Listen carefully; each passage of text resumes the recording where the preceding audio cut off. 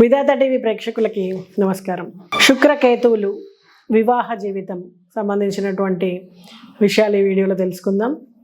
జాతకంలో విడిగా ఉన్నటువంటి గ్రహము ఫలితాలు ఒక రకంగాను, ఏవైనా రెండు గ్రహాల కలయిక వలన ప్రత్యేకమైనటువంటి ఫలితాలను ఇస్తుంటాయి. దీనిలో భాగంగా శుక్ర భగవానుడు, కేతు ఈ రెండు గ్రహాల కలయిక వలన జరిగేటువంటి ఫలితాలు ఏంటి?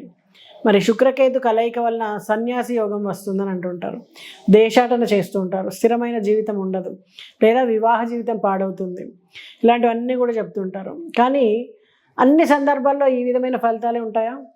మొదటగా శుక్రుడు ఎటువంటి ఫలితాలు ఇస్తాడో తెలుసుకుంటే, ఎప్పుడు సంతోషంగా ఉండాలని, లగ్జరీ లైఫ్ కావాలని, కొద్దిగా స్వార్థబుద్ధితో, మితిమీరిన కోమంతో, స్త్రీ వ్యామోహము, ఈ విధంగా ప్రపంచంలో అన్ని సుఖాలు అనుభవించాలనేటువంటి కోరికను ఇస్తూ ఉంటాడు. అయితే జాతకంలో శుక్రుడున్న స్థానాన్ని ఆధారంగా పై ఫలితాలు నిర్ణయించాల్సి ఉంటుంది. కేతువు ఇచ్చే ఫలితాలు వేరేలాగా ఉంటాయి. కేతువు మోక్షకారకుడు. ఇది జీవితానికి ఇంకా చాలు, నాకు ఎక్కువ అవసరం లేదు, కష్టపడినా ఇంతకు మించింది దొరకదు, ఉన్నదాంతోనే సుత్రి చాలు, తృప్తి పడదాము అనేటువంటి ఫలితాన్ని కేతు ఇస్తూ ఉంటాడు. అంటే శుక్రకేతువులు కలిసిన ప్రతి స్థానంలో కూడా చెడు ఫలితాలు ఇవ్వరు.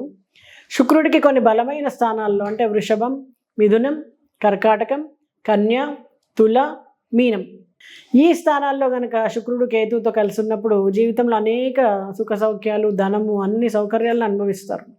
అదే జీవితంలో చిన్న చిన్న చేదు అనుభవాలు ఎదురైనప్పటికీ కూడా ఆర్థికంగా మంచి సౌఖ్యాలను పొందుతారు. వైవాహిక జీవితం, ఆర్థిక అభివృద్ధి, స్త్రీ లాభము, అన్ని రకాల సంతోషాలు, ఎటువంటి ఒడిదుడుకులు కూడా లేకుండా మంచి జ్ఞానంతో నిదానంగా అనుభవిస్తారు.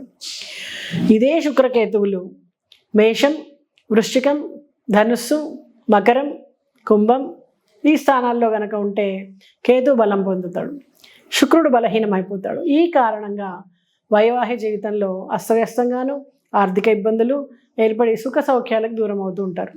ముఖ్యంగా వైవాహిక జీవితం 2 లేదా 3 వివాహాలు చేసుకున్నప్పటికీ కూడా ఫలితం లేకపోవడం, తెలిసిన వాళ్ళ ద్వారా నమ్మక ద్రోహానికి గురి అవ్వడం, మానసిక క్షోభ, కుటుంబానికి దూరంగా దేశాంతరం వెళ్ళడం వంటివి జరుగుతుంటాయి.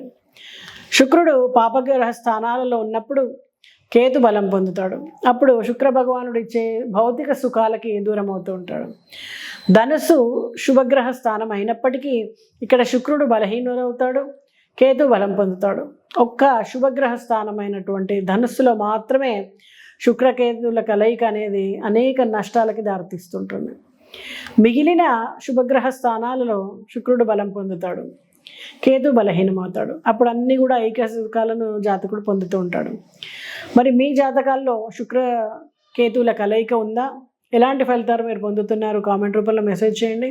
ఒకవేళ మీకు అలాంటి ఎలా ఉంది తెలుసుకోలేకపోతున్నారా?